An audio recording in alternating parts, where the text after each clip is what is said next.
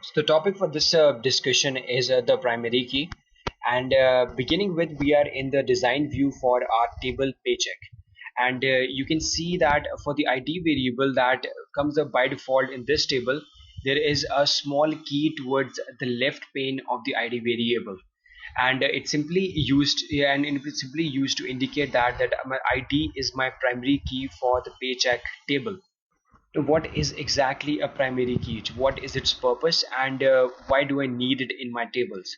So, well, firstly, a primary key is used for data consistency purposes in your table, and it helps you maintain that all of the rows maintain up a unique identity in across your all table, and which is quite apparent if we go on to the data sheet view over here again. So you can see that whenever I edit up a new row, say I were to enter up a name called Harish, and you can see that the ID variable automatically increments to a new value, that is 13. But even if I were to copy in all of the variables from this row, say I were to type in Akash here, and type in Mehta again, and then go on to change other values for this row also, but still there would be just one variable in the row which would be different from the one which is in the ID value of 10, and this is what it is going to make this value different of this row going to be different from the other rows in this table. And the true use of the primary keys is in joins and unions, and especially in joins, where it is essential to uniquely identify rows in across different tables, because only then you would be able to get maybe the common rows, or maybe the common plus a single table's rows in your results. So moving forward into the normal design view again, and you're going to see that there are certain properties associated with having a primary key. So the variable which is the primary key, firstly you're gonna see that it is indexed by default, and it has to be that there are no duplicates in that variable also. So if you already have a table which in which there is a variable which you want to make as in the primary key for that table, so if there are duplicates for that value in for that value in that whole column, then you cannot make that column a primary key.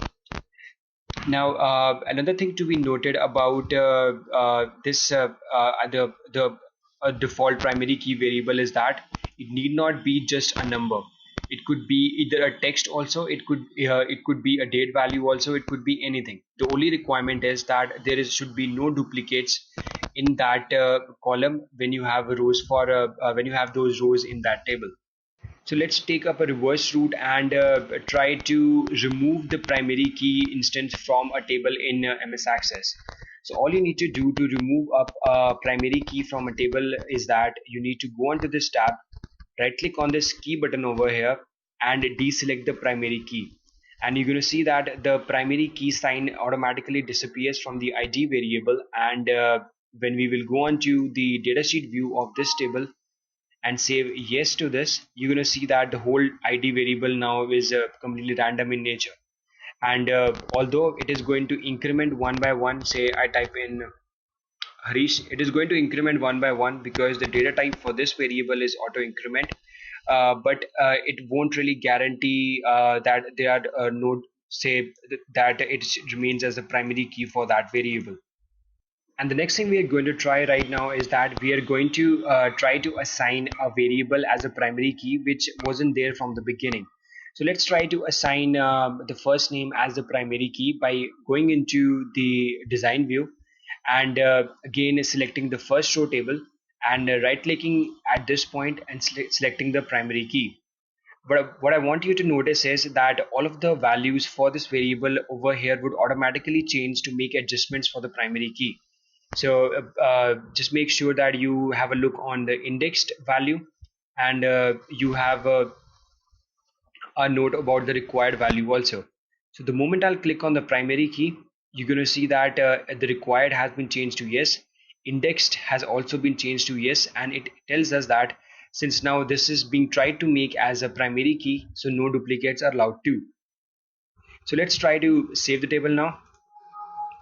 So it tells me that index or the primary key cannot contain null value, and errors were encountered during the save operations. Index were not added or changed. So this happened because when we go into the datasheet view, okay, first let me try to remove this primary key instance. So when I move into the datasheet view over here, you're going to see that there were some null values in this table, and you cannot have null values for your primary key because that way a data consistency is not maintained. There is no way of uniquely identifying your row using the primary key. And secondly, there are also duplicate values for Emma in the first name. So even in that case, it could not have been used to create up a primary key in this case also. So this is all about the primary key, and the use of the primary key is going to be much more apparent in the forthcoming sessions on joins and unions. Stay tuned for those. Thank you for watching.